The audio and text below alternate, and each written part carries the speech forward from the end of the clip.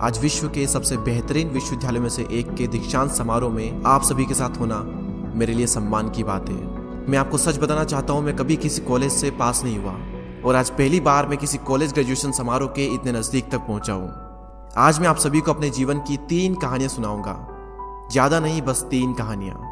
पहली कहानी है डॉट्स कनेक्ट करने के विषय में। रीड कॉलेज में एडमिशन लेने के बाद मैंने 6 महीने के अंदर ही पढ़ाई छोड़ दी थी, लेकिन मैं उसके 18 महीने बाद तक वहाँ किसी तरह आता जाता रहता। तो सवाल यहाँ पर ये आता है कि फिर मैंने कॉलेज क्यों छोड़ा। इसकी शुरुआत मेरे जन्म से पहले की है।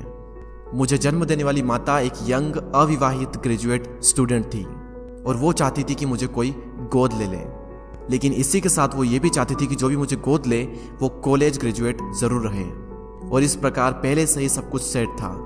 मैं एक वकील और उसकी पत्नी के द्वारा एडॉप्ट किए जाने वाला था, लेकिन जैसे ही मैं इस दुनिया में आया, लास्ट मिनट पर उन्होंने अचानक अपना मन बदल लिया और उन्होंने कहा कि उन्हें तो एक लड़की चाहिए थी। इसीलिए आधी रात को मेरे माता पिता को कॉल किया गया, जो कि वेटिंग लिस्ट में थे, और उन्हें कॉल करके बताया गया कि हमारे पास में एक बेबी बॉय है, क्या आप उसे गोद लेना चाहेंगे। और उन्होंने तुरंत हाँ कर दी। लेकिन बाद में मेरी जन्म देने वाली माता को पता चला कि जिन्होंने मुझे गोद लिया है वो कॉलेज ग्रेजुएट नहीं है और पिता तो हाई स्कूल पास भी नहीं है, और इसीलिए उन्होंने अंतिम एडॉप्शन पेपर पर साइन करने से मना कर दिया। लेकिन फिर कुछ ही महीने बाद मेरे होने वाले माता पिता ने मेरी माँ को वचन दिया कि हम इसे कॉलेज ज़रूर भेजेंगे, और इस वजह से उसकी माता मान गई और फिर मुझे अडॉप्ट कर लिया गया। और कुछ इस तरह मेरी ज़िंदगी की शुरुआत हुई और 17 वर्ष के बाद में मैं कॉलेज गया। लेकिन गलती से मैंने स्टैनफोर्ड जैसा ही एक महंगा कॉलेज चुन लिया। मेरे वर्किंग माता पिता की सारी पूंजी पढ़ाई में खर्च होने लगी और 6 महीने बाद मुझे इस पढ़ाई का कोई भी महत्व नहीं दिखाई दे रहा था। मुझे कोई आइडिया नहीं था कि मैं अपनी ज़िंदगी में क्या करना चाहता हूँ। कोई आइडिया नहीं था कि किस तरीके से कॉलेज मेरी मदद करेगा अपनी ज़िंदगी में कुछ करने के लिए। और यहाँ पर मैं अपने माता पिता की जीवन भर की पूंजी पढ़ाई में खर्च करता जा रहा हूँ। और इसीलिए मैंने कॉलेज ड्रॉप आउट करने का डिसीजन लिया और यही सोचा कि जो होगा अच्छा होगा। उस समय मुझे ये चीज़ बहुत ही डरावनी लगी, लेकिन जब बीते समय को आज मैं देखता हूँ तो मुझे लगता है कि ये मेरी ज़िंदगी का सबसे बेस्ट डिसीजन था। वो कैसे, मैं आपको अभी बताता हूँ। जैसे ही मैंने कॉलेज ड्रॉप आउट किया था तो मैंने उन क्लासेस को करना छोड़ दिया था जिसमें मेरा इंटरेस्ट नहीं था, और मैं केवल उन्हीं क्लासेस को करता था जिसमें मेरा इंटरेस्ट था। और ये सब कुछ करना कोई इतना आसान भी नहीं था, क्योंकि मेरे पास रहने के लिए कोई कमरा नहीं था। इसलिए दोस्तों के कमरों में मैं ज़मीन पर सोता था। मैं कोक की बोतलों को लौटाकर मिलने वाले पैसों से खाना खाता था। मैं हर संडे 7 मील पैदल चलकर हरे कृष्णा मंदिर जाता था, जिससे कि हफ्ते में कम से कम एक बार मैं पेट भरकर खाना खा सकूं, और ये मुझे बहुत ही अच्छा लगता था। अब मैं आपको बताता हूँ कि क्यों कॉलेज ड्रॉप आउट करना मेरी ज़िंदगी का सबसे बेस्ट डिसीजन था। उस समय रीड कॉलेज देश की सबसे अच्छी जगह थी जहाँ कैलीग्राफी सिखाई जाती थी। पूरे कॉलेज परिसर में हर एक पोस्टर, हर एक लेवल पर बहुत ही खूबसूरती से हाथों से कैलीग्राफ किया जाता था। और क्योंकि मैं कॉलेज छोड़ चुका था, इसलिए मुझे सामान्य क्लासेस करने की कोई आवश्यकता नहीं थी। तो मैंने निर्णय लिया कि मैं कैलीग्राफी की क्लासेस करूंगा और इसे अच्छी तरीके से सीखूंगा। तो मैंने सेरिफ और सैंस सेरिफ टाइप फेसेस के बारे में सीखा, अलग अलग अक्षरों के बीच में स्पेस वेरी करना सीखा, और किसी अच्छी टाइपोग्राफी को क्या अच्छा बनाती है यह भी मैंने सीखा। यह सब कुछ बहुत खूबसूरत था, ऐतिहासिक था और इतना आर्टिस्टिक था कि इसे साइंस के द्वारा कैप्चर नहीं किया जा सकता था, और ये सभी मुझे बहुत ही आकर्षक लगता था। उस समय मेरा ऐसा कोई भी विचार नहीं था कि मैं इन चीज़ों का प्रयोग कभी अपने जीवन में करूंगा। लेकिन जब 10 साल बाद हम अपना पहला मैकिंतोश कंप्यूटर बना रहे थे, तब मैंने इसे मैक में डिज़ाइन कर दिया, और यह बहुत ही खूबसूरत टाइपोग्राफी वाला विश्व का पहला कंप्यूटर बन गया। अगर मैंने कॉलेज में केवल कैलीग्राफी में प्रवेश नहीं लिया होता तो मैक में कभी भी मल्टीपल टाइप फेसेस या प्रोपोर्शनली स्पेस्ड फॉन्ट्स नहीं होते। और क्योंकि विंडो ने मैक की कॉपी की है, तो दुनिया के किसी भी पर्सनल कंप्यूटर में ये सब नहीं होता। अवश्य ही जब मैं कॉलेज में था तो भविष्य को देखकर इन डॉट्स को कनेक्ट करना असंभव था, लेकिन जब 10 साल बाद में बीते समय को देखता हूँ तो मुझे सब कुछ क्लियर नजर आता है।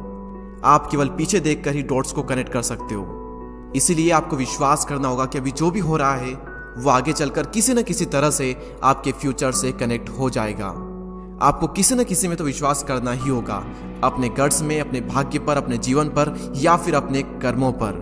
किसी न किसी चीज पर तो विश्वास करना ही होगा, क्योंकि इस बात में विश्वास रखना कि आगे चलकर डॉट्स कनेक्ट होंगे, ये आपको अपने दिल की आवाज़ सुनने की हिम्मत देगा। और उस समय भी जब आप बिल्कुल अलग रास्ते पर चल रहे होंगे, और यही बात आपको बाकी लोगों से अलग बनाएगी। तो मेरी पहली कहानी से सबसे बड़ी सीख यही है कि जो हो रहा है वो अच्छे के लिए हो रहा है, और अभी आप जो भी कर रहे हैं वो आगे चलकर आपके किसी न किसी काम जरूर आएगा।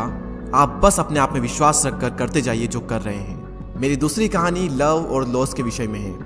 मैं बहुत ही सौभाग्यशाली था कि जिससे मैं प्यार करता था वह मुझे जल्द ही मिल गई। वॉज और मैंने अपने पिता के गैराज से एप्पल की शुरुआत की थी जब मैं 20 साल का था, और हमने बहुत मेहनत की और 10 साल में एप्पल कंपनी 2 लोगों से बढ़कर $2 बिलियन और 4000 लोगों की कंपनी हो गई। हमने अभी 1 साल पहले ही मैकिंटोश रिलीज किया और मैं 30 साल का हो गया था और कंपनी ने मुझे निकाल दिया। आप सभी लोग सोच रहे होंगे कि अपनी ही बनाई हुई कंपनी से मुझे कैसे निकाल दिया। जैसे जैसे एप्पल ग्रो करने लगी, हमने एक बुद्धिमान आदमी को हायर किया जिसे मैंने सोचा कि वो मेरे साथ मिलकर कंपनी को आगे बढ़ाएगा। पहले 1 साल सब कुछ ठीक चल रहा था, लेकिन फिर उसके बाद कंपनी के फ्यूचर विजन को लेकर हम दोनों में विवाद होने लगे और बात बोर्ड ऑफ डायरेक्टर तक पहुंच गई और उन लोगों ने उसका साथ दिया, और इस तरीके से 30 वर्ष की आयु में मुझे अपनी ही कंपनी से निकाल दिया गया। जो मेरी पूरी एडल्ट लाइफ का फोकस था वो अब खत्म हो चुका था और यह पूरी तरह से मुझे बर्बाद करने वाला था। और कुछ महीनों तक मुझे कुछ भी समझ में नहीं आया कि मैं क्या करूं। मैं एक बहुत बड़ा पब्लिक फेलियर था और एक बार तो मैंने वैली छोड़कर जाने का भी सोचा, लेकिन धीरे धीरे मुझे एहसास हुआ कि मैं जो काम करता हूँ मैं उसके लिए अभी भी पैशनेट हूँ। एप्पल में जो कुछ भी हुआ उसकी वजह से मेरे पैशन में थोड़ी भी कमी नहीं आई। मुझे उन्होंने अस्वीकार कर दिया, लेकिन फिर भी मैं अपने काम से प्यार करता हूँ और इसीलिए मैंने एक बार फिर से शुरुआत करने की सोची। मैं उस वक्त ये नहीं देख पाया था, लेकिन अब मुझे लगता है कि एप्पल से निकाले जाने से अच्छा मेरे साथ कुछ और हो ही नहीं सकता था। सफल होने का बोझ अब बिगिनर होने के हल्केपन में बदल चुका था। मैं एक बार फिर से स्वयं को बहुत ही हल्का महसूस कर रहा था और इसी आज़ादी की वजह से मैं अपने जीवन के सबसे क्रिएटिव पीरियड में चला गया।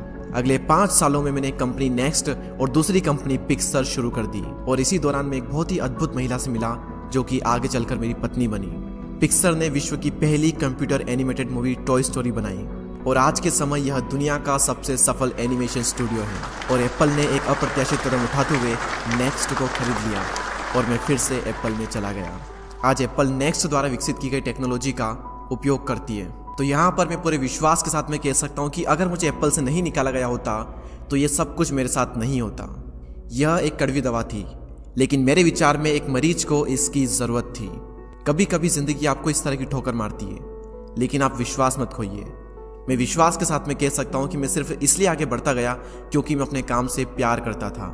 जितना अपने प्यार को जानना ज़रूरी है, उतना ही ज़रूरी है अपने काम को खोजना जिसे आप सच में एंजॉय करते हो, क्योंकि आपका काम आपकी ज़िंदगी का एक बहुत ही बड़ा हिस्सा होता है। और वास्तविक रूप से संतुष्ट होने का सिर्फ यही एक तरीका है कि आप वो करें जिसे आप एक बड़ा काम समझते हैं, और बड़ा काम करने का सिर्फ एक ही तरीका है कि आप वो करें जो आप करना पसंद करते हैं। और अगर अभी तक आपको वो काम नहीं मिला है तो आप रुकिए मत, उसे खोजते रहिए। जैसा कि दिल से जुड़ी हर एक चीज़ में होता है, वो जब आपको मिलेगी तब आपको पता चल जाएगा। और जैसा कि किसी अच्छे रिलेशनशिप में होता है, वो समय के साथ साथ और भी अच्छी होती जाएगी। इसलिए इसे खोजते रहिए, रुकिए मत।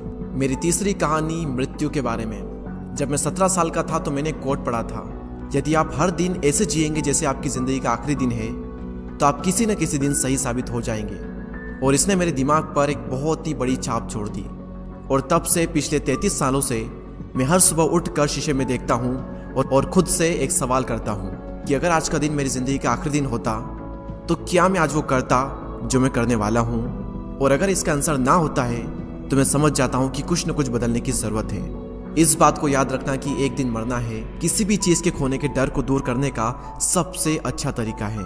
आप पहले से ही नंगे हैं, ऐसा कोई भी कारण नहीं है कि आप अपने दिल की ना सुने। करीब 1 साल पहले ही मुझे पता चला कि मुझे कैंसर है।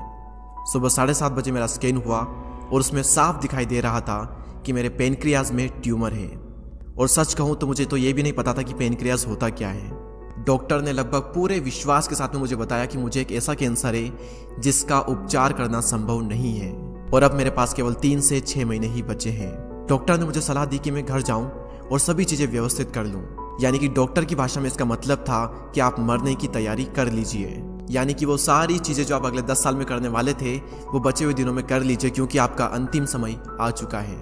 मैंने इस डायग्नोसिस के साथ में पूरा दिन बिता दिया और शाम को मेरी बायोप्सी हुई, जहां पर मेरे गले के रास्ते से पेट से होते हुए एक एंडोस्कोप डाला गया और एक सुई से ट्यूमर के कुछ सेल्स निकाले गए।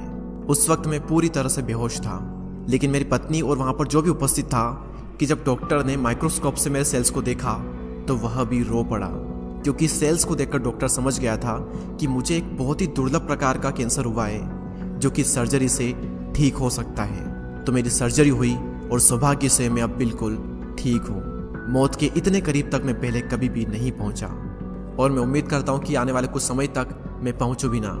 और यह सब देखने के बाद मैं पूरे विश्वास के साथ मैं ये कह सकता हूँ कि मृत्यु एक उपयोगी लेकिन विशुद्ध रूप से बौद्धिक संकल्पना है। कोई भी मरना नहीं चाहता, यहाँ तक कि वो लोग जो स्वर्ग जाना चाहते हैं वो भी वहाँ जाने के लिए मरना नहीं चाहते। मृत्यु ही वो स्थान है जहाँ पर हम सभी लोग जाते हैं। आज तक कोई भी इससे बचा नहीं है और ऐसा होना ही चाहिए, क्योंकि इस जीवन का एकमात्र सबसे बड़ा आविष्कार है, वो है मृत्यु। यह जिंदगी को बदलती है, पुराने को समाप्त करने का रास्ता खोलती है। और इस समय पर आप सभी लोग नए हैं और कुछ ही दिनों में आप सभी लोग पुराने हो जाओगे और रास्ते से साफ हो जाओगे। इतना ज़्यादा नाटकीय होने के लिए मैं आप सभी से माफ़ी चाहता हूँ, लेकिन यही सत्य है। आपका समय बिल्कुल सीमित है, इसलिए इसे किसी और की जिंदगी जीकर व्यर्थ मत कीजिए। बेकार की सोच में मत फंसिए, अपने जीवन को दूसरों के हिसाब से मत चलाइए, औरों के विचारों के शोर में अपने अंदर की आवाज़ को मत दबाइए। और सबसे महत्वपूर्ण यह है कि अपने दिल और सहज बुद्धि की बात सुनने का साहस रखें, क्योंकि वे पहले से ही जानते हैं कि तुम वास्तव में क्या बनना चाहते हो। तो पहले अपने दिल की आवाज़ सुने, बाकी सारी चीज़ें सेकेंडरी है। और अंत में मैं आप सभी से यही कहना चाहूँगा, स्टे हंग्री, स्टे फुलिश। मैंने हमेशा अपने लिए यही मांगा है और अब जब आप सभी लोग यहाँ से ग्रेजुएट हो रहे हैं तो मैं आप सभी के लिए भी यही विश करता हूँ, स्टे हंग्री, स्टे फुलिश। यानी कि भूखे रहिए और मूर्ख रहिए। भूखे यानी कि कुछ करने की भूख आपके अंदर होनी चाहिए, और मूर्ख रहो क्योंकि मूर्ख रहकर ही आप कुछ सीख पाओगे। अगर आपको ये लगता है कि आप सब कुछ पहले से जानते हैं तो आप कुछ भी नहीं सीख पाएंगे। तो भूखे रहिए और मूर्ख रहिए। Stay hungry, stay foolish. आप सभी को बहुत